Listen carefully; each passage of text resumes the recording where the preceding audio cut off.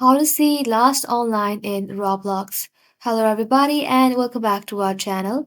So let's get started without any further ado. So for that, first of all, you want to go ahead and open any browser in your PC. Once you open the browser in the search bar, go ahead and search for chromewebstore.google.com, and once you search for it, you want to go ahead and search for Row Gold. Once you search for it, you'll find this kind of interface in your screen. From your screen, simply tap on Add to Chrome and then simply tap on Add Extension. Once the extension has been added to your PC, you want to go ahead and open Roblox in your PC again. Type in roblox.com and then log into your Roblox account. So once you logged into your account, go ahead and refresh the page. And once you refresh the page, you can see the changes on my interface. So let's say I would like to see the last scene of this person.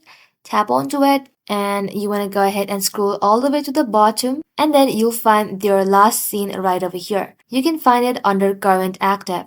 Well, that is simply how you can do it, guys. Thank you all for watching the video till the very end and stay tuned until our next upload.